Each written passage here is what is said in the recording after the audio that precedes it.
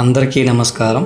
పాలంగి గ్రామంలో ఉన్న శ్రీ బాల త్రిపురా సుందరీదేవి సమేత శ్రీ రామలింగేశ్వర స్వామివారి ఆలయమునకు వెళ్తున్నాం.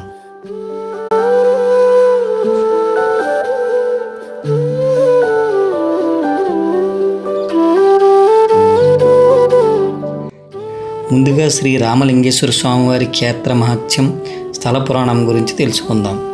ఇతడు స్వామివారిని శ్రీరాముడు ప్రతిష్ఠించడం వలన శ్రీరామలింగేశ్వర స్వామిగా పిలువబడుచున్నారు.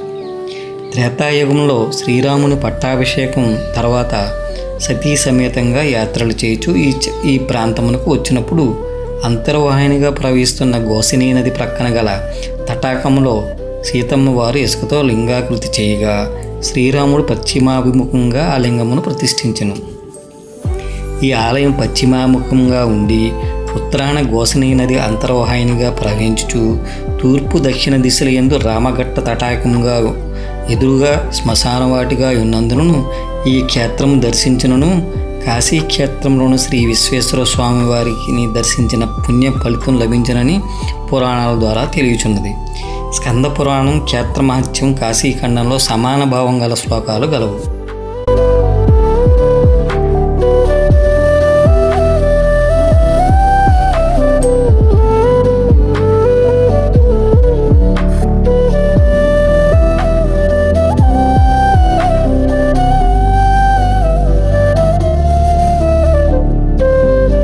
ఈ క్షేత్రమునందు పరమేశ్వరుడు ఉగ్రరూపం ఉన్నందున శివలింగము నిత్యము నీటిలో ఉండును.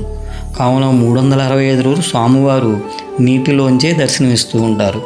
అట్లు ఆ నీరు లేనిచో గ్రామంలో పరశురాముని ప్రీతి అనగా అగ్ని ప్రమాదాలు జరుగుతుండేవి. అందువలన స్వామివారి మందిరంలోను తటాకంలోని నీరు ఇంకిపోకుండా ఏర్పాట్లు చేస్తారు. స్వామివారు ఎల్లప్పుడూ నీటిలో నుండే దర్శనమిస్తారు. శ్రీ బాల త్రిపుర సుందరీదేవి అమ్మవారు పక్కనే దర్శనమిస్తారు. ఈ క్షేత్రం దర్శించి శ్రీ రామలింగేశ్వర స్వామివారిని సేవించుకున్న వారికి కాశీక్షేత్ర దర్శన ఫలితం లభించును.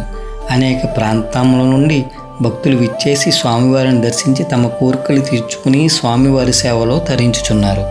స్వామివారి ఆలయంలో ప్రతి నెల వచ్చు త్రయోదశి అనగా శుక్లపక్ష త్రయోదశి, కృష్ణపక్ష త్రయోదశి తిథులలో ఆలయంలో గల నందీశ్వరుని స్వామివారికి ప్రదోష కాలంలో నంది అభిషేకం అత్యంత వైభవంగా నిర్వహించబడును.